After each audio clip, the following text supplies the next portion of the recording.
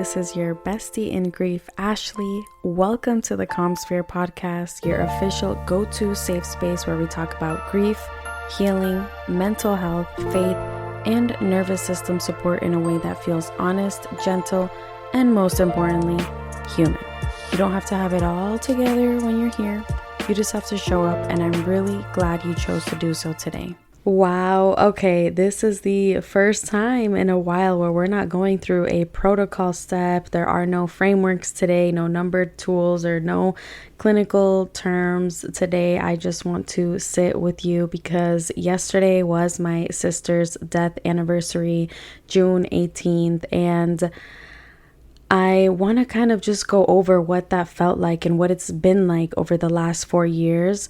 This episode is for anyone who has a date on the calendar that they dread, a death anniversary, a birthday that no longer gets celebrated, or a holiday that used to feel like magic and now just feels like an absence with a dinner table around it. And this episode is specifically for surviving siblings because there is something we carry around these dates that nobody really talks about, and it's not just the grief, it's the weight of being the one who holds it all together for everyone else while we're quietly falling apart inside. I see you, I am you, and today we're going to talk about all of that. So this is something I don't think gets explained enough about grief anniversaries. Your body remembers before your brain does. You might be going about your week just fine, and then something shifts. You feel heavy without knowing why, and you are snapping at people for no reason. You can't sleep. You're crying in the car, and you don't even know what triggered it. And then you look at the calendar, and you realize, oh my gosh, it is almost that date. Your nervous system has been keeping track even when your conscious mind was not, and it knows, it always knows. For me, the weeks leading up to June 18th are almost like harder than the day itself because my brain starts doing this thing where it replays everything. It pulls me back to that morning, the text messages, the moment everything changed. And no matter how much work I have done or how much I have grown, my body goes right back there like it was yesterday. Scientists actually have a name like this. You guys know I like to do my research.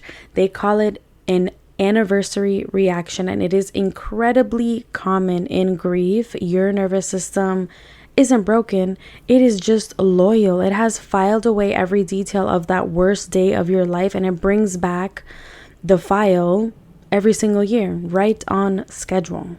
So if you have been dreading a date on your calendar, if the days leading up to it feel harder than the day itself sometimes, you're not going backwards. Your body is just doing what bodies do. It is remembering someone it loved. I want to be honest with you about how different yesterday felt compared to what the first death anniversary was like, and honestly the last 3. The first one almost broke me, and I mean literally. I was super postpartum. I think I was March, April, May, June, 3 months postpartum. And weeks before June 18th, 2023, I could not keep it together. My brain was foggy all the time. I was so emotional. I could not be productive. And then on top of that, like I said, I was a brand new mom to twins, and the weight of the world felt like it was stacked on top of me, and I could not breathe. I smoked constantly just to give myself something to do with my hands and to make my brain even foggier so I wouldn't be able to think about all those thoughts that were just clouding my brain and suffocating me. And it was just something to take the edge off, something that would let me check out for a few minutes, and it didn't help at all. It just postponed the feeling until the next time I put it down. I replayed everything, every decision I made in the days before she died, every conversation, every moment I could have called her, but I didn't. I asked myself questions that had no answers and still have no answers. Was she scared? Should I have been there? What if I had gotten in my car and driven to her that morning instead of doing whatever I was doing that day? I spent that first anniversary inside what you call a what if spiral that went nowhere and left me more exhausted than when it started. And this year, June 18th, 2026, almost 7 months sober from alcohol, almost 11 months without smoking, and I am functioning. Not perfectly, of course, and not without tears, but functioning in a way I never thought was possible on a day like this. The difference is not that the grief got smaller, though. The difference is that I stopped running from it and started walking toward it on purpose and with intention, and that changes everything about how a hard day feels. Let me share something with you I have never really heard anyone else say out loud, and I think it's going to make some of you feel a lot less alone. Most days, my brain tricks me into believing my sister is just on a really long vacation. I know how that sounds, but I think it's actually a mercy that our brains are able to do this, because the full reality of permanent loss is too ginormous to hold every single minute of every single day, so our minds find a way to soften it. They let us go about our lives without the full weight of forever pressing down on us, and most of the time I let my brain do that. I don't fight it. I think about her without thinking about the permanence of her absence. I talk about her, I carry her with me, I feel her near, and it feels manageable. But death anniversaries kind of like pull the curtain back on all of that. They cut right through the protection your brain has been offering you all year, and suddenly the reality is right there in front of you again. She is not on vacation. She is not coming back. This is for the rest of my life. And that is why these dates hit so hard, even years later, even years after you've done the work, even after you have built a whole life that honors her. The dates remind your nervous system of what it has been quietly softening all year. And I don't think this is something to fix.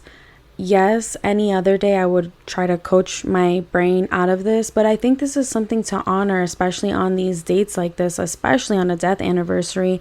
Your brain's way of protecting you is an act of love towards yourself, and the date's way of breaking through that protection is also an act of love, because pretending forever does not mean forever is not growing through your grief either.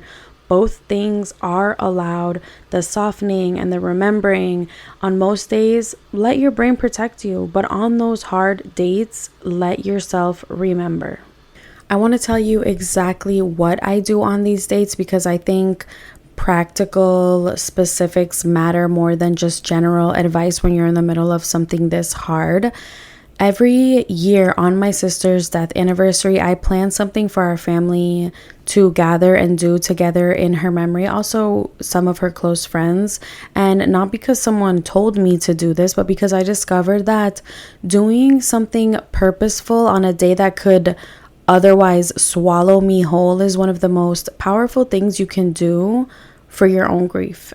One year it was the beach, a picnic in her honor. I prepared a speech and I read it out loud to the whole family and to some friends. We talked about her, we laughed about her, we cried about her, and we let the day be about her instead of about the loss. And another year it was a dinner at my house with her favorites, music playing in the background, her favorite meal. We shared memories, we ate together, we said her name out loud 100 times, and of course there was lots of crying. This year I took my family to a park, and I was supposed to do this whole activity where we wrote notes to her on rice paper and then we would release them into the lake, but of course I forgot the rice paper at home, so I filmed little clips on my camera of everyone saying like a little message to her, because I want people to be able to say the things that they never got to say to her, and to just feel that release of something that has been sitting in their chest. I want it to be cathartic. I want it to feel like something more than just surviving another hard day. And on her death anniversary, in the quiet moments, in the car alone, or while my kids are napping and I'm sitting in my office, I listen to her favorite songs and I cry. I cry a lot because in those private moments, I let myself feel the full weight of missing her without performing okay for anyone else. And no one is forcing me to be okay, but that's just how my mind is wired. And it is something that I am continuously working on. Me and my mom also always make sure she has fresh flowers by her memorial space that is on the anniversary, and always I have a little space for her in my house where I have her urn, I have pictures of her, and there's always fresh flowers there. That is something that my mom started and I continue, and if the flowers look a little dead, my mom always shows up with some more fresh ones. And on the anniversary, I also light a candle, I hold her urn, I say a prayer, just me, her, and God. And it takes about 2 minutes, but those 2 minutes are some of the most important of the whole year. And none of this makes the day easier, but it makes the day mean something. And meaning is how we transform a date from something you dread into something you move through with intention. Pause. Before we keep going, I want to take a quick second to tell you about something that has been a real part of my healing journey. Grief is exhausting, right? We all know that. And when your digestion is off, your mood goes with it. This has been scientifically studied. I started using sea moss from A Mama Who Cares because your gut is literally your second brain. Sea moss changed my gut, my mood, my sanity, and it is also cleared by the Ministry of Agriculture, so there's no preservatives, no junk, just 92 minerals your nervous system is probably begging for. They even have real fruit flavors. It is one small thing that helped me feel human again. I highly suggest you start taking sea moss. Use my code Ashley15 for money off. The link is going to be in the show notes. Okay, let's get back to it. This is the part of the episode I need to say the most because this is the part that almost nobody talks about. When you are the surviving sibling, the hard dates do not just bring grief, they bring logistics, they bring responsibility and the invisible labor of making sure your person is not forgotten while the rest of the world keeps moving. Let me tell you what planning my sister's death anniversary looks like from the inside. I am the one who creates the invitation, the group chat. I send it out. I'm the one who reaches out to make sure people are coming. I'm the one who plans the activity. I bring the decorations.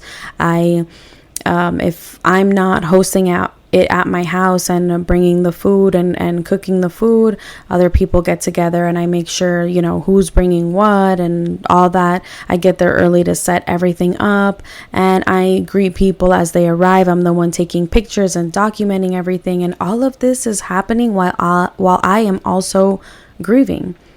I'm also carrying the weight of that date just like everyone else, and I'm also trying to be a present mom, of course, and not fall apart in front of them. If I did not do this, I genuinely do not know if anyone would. And I think that is just the truth that surviving siblings carry silently. The knowledge that if we stop holding it together, the memory of our person might just quietly fade.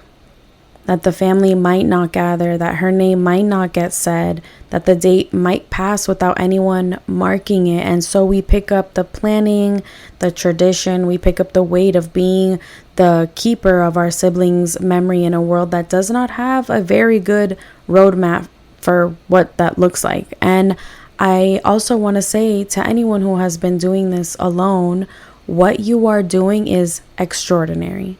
Not just as a person who is grieving, but as a person who is loving, because that's what this is. It is love that refuses to let a person become just a memory. It is love that insists on presence, even in absence, and it deserves to be acknowledged. You are allowed to ask for help with the planning. You are allowed to let someone else bring the food or the decorations sometimes, and you're allowed to put down the logistics for a moment and just grieve. You do not have to be the coordinator and the one who is falling apart at the same time. It is okay to let both things exist separately. Now, this is what the world gets wrong about sibling grief. When someone dies, when our sibling dies, Everyone asks about the parents. How are your parents doing? How's your mom? How's your dad? They send flowers to the parents. They check on the parents. They recognize the parents as the center of the loss. And this is not to minimize their loss. I am just speaking from my experience in sibling loss. The siblings stand kind of like to the side. They're expected to be strong, expected to be the support system, and expected to help the parents get through it while quietly carrying their own grief without making too much noise about it. Nobody sends flowers to the sibling. Nobody really checks on the sibling in the same way. The world just kind of assumes that if the parents are the ones most devastated, the siblings must be like a little less devastated, and that the loss somehow is a little lighter on us. And that's just not true. Losing your sibling means losing the person who has known you the longest. The person who grew up in the same house with the same parents, with the same weird inside jokes and the same childhood memories. Losing your sibling is losing your built-in witness, the one person who was there for every version of you before you even knew who you were going to become. And on these hard dates, that absence is everywhere, not just in the grief, in the room, in the empty seat at the table, in the family photos where someone is missing. It is in the conversation where someone says your name and you think of hers automatically because you were always said together. If someone in your life has lost a sibling, I'm asking you directly, check on them around these dates, not just the parents. Check on the siblings too. Say their name, ask to hear a memory, acknowledge that they lost someone who cannot be replaced by anyone else in the world. And if you are the surviving sibling who never gets checked on, I want you to know that this space here, right here, the calm sphere, sees you. Your grief is not smaller because you are not the parent. It is not less real because the world has not given it the same attention. It is enormous and it is valid and it matters just as much. Let's stop right here for just a second. This is your reminder that if the calm sphere has been a space where you have felt seen and a little less alone, the best thing you can do right now is hit follow wherever you are listening so you never miss an episode. And if anything in this episode has landed for you, please go leave a 5-star review. Those reviews help other grieving people find this space, and that is the entire reason I show up and do this work. I also want to invite you into my email community where I share extra tools and things that do not always make it into the episodes. The link is in the show notes. All right, so I want to give you something practical for the next time a hard date comes around, and it's not a 5-step plan or a protocol, or it's just things you are allowed to do and feel that maybe nobody has told you this before. First things first, you are allowed to have a bad day on purpose. Not every day needs to be a healing, super productive day. Not every day needs to move you forward. Some days are just hard, and the most honest thing you can do is just let them be hard. Give yourself one full day where the only goal is to feel it, where productivity is off the table, where you're allowed to cry all morning and order food you did not cook and listen to their songs and look at old pictures. One day of just being in it is not falling apart. It is paying attention to something that deserves your full attention. Second, you are allowed to honor them in whatever way makes sense to you. There is no right way to spend a death anniversary or a birthday. Nobody gets to tell you that you're doing it wrong. And if you want to go to the place that reminds you of them, go. If you want to stay home and be quiet and do nothing, stay. If you want to gather the whole family and friends and make a whole day out of it, do that too. If you want to just light one candle and sit alone for 10 minutes and call that enough, it is enough. Your person knows you love them. The form of the day matters less than the intention behind it. Third, you are allowed to carry them with you into the joyful days too. Not just the hard ones. Bring their framed photo to the holiday table. Say their name at the dinner. Order their favorite dessert on their birthday and eat it in their honor. Let them be present at these celebrations that they're missing, because keeping someone alive in the room is not morbid. Whatever anybody says to you, it's not morbid. It is love and it is human. Fourth, you are allowed to say it is hard, even when it is also beautiful. These days can be both a party where you laugh about their most ridiculous moments and also cry because they're not there to laugh with you, a death anniversary gathering that is full of love but also full of grief. Both things do not cancel each other out. They exist together, and that is not confusion. That's just the honest shape of loving someone who is not here anymore.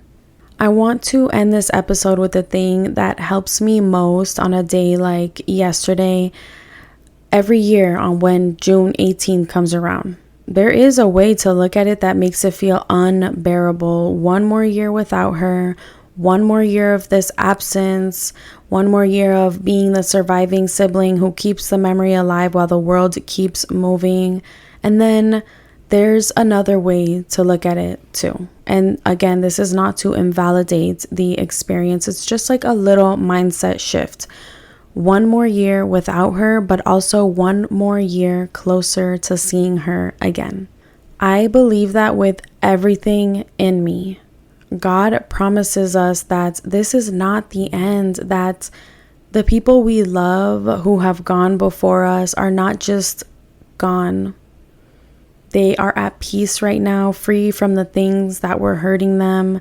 My sister struggled with her mental health for most of her life. She carried things that were too heavy. She dealt with pain that she did not always have the tools to manage. And I hold on to that belief that as she's resting now, she's not carrying any of that anymore. She is free from this system of things. She is whole, and one day I will see her again in a place where none of this hurts anymore, where there is no suffering anymore, where death is no more. That is not toxic positivity. It is not me pretending the loss is fine. The loss is not fine. It will never fully be fine, but it is temporary. And knowing that changes the weight of the anniversary just enough to let me breathe through it. If you believe in something bigger than this life, lean into that today. Not to skip the grief, but to carry it with the hope that's underneath it. Grief and hope are not opposites. They were made to coexist. And on the hard days, hope is the thing that keeps you moving when the grief says stop. Tomorrow is going to come whether we are ready for it or not. So let's meet it with intention, with the candle, with fresh flowers, with your sibling's name on your lips, with the absolute refusal to let your sister or your brother become a person the world forgets. They were here, they mattered, and they deserve every single one of your tears. Let's close today with a heart to heart. I want to say something to the person who is dreading that hard date, the holiday or the birthday or the death anniversary. That date is going to come and you're going to get through it. Not because it won't hurt, because it will hurt. It might hurt as much as it ever has, or like the first year or the first day you found out. But you have gotten through every hard date before this one, and you will get through this one too. You do not have to be okay. You do not have to hold it together for everyone else today. You don't have to perform grief correctly or grieve on a schedule that makes other people comfortable. You just have to show up for yourself the way you have been showing up for your person, with the same love and loyalty and the same refusal to pretend they were not real and that the loss was not so big in your life. Say their name today out loud. Say it to someone who will hear it without flinching, or to the sky if that's all you have. They were here and so are you, and that is the whole miracle. Next episode, we're going to keep this conversation going because there is so much more I want to say about navigating life as a surviving sibling, from the identity shifts to the relationships that change to the way loss rewires what you want your life to look like. If you are a bereaved sibling and you have been feeling like your grief is invisible to the world around you, that episode is going to be for you. If something here helped, that means your nervous system felt a little safety today. Follow the CalmSphere podcast, leave a 5-star review if you loved this episode, and tell me what you're taking with you. Remember, by listening, you are taking one step toward the life you deserve. I'll meet you right here next time.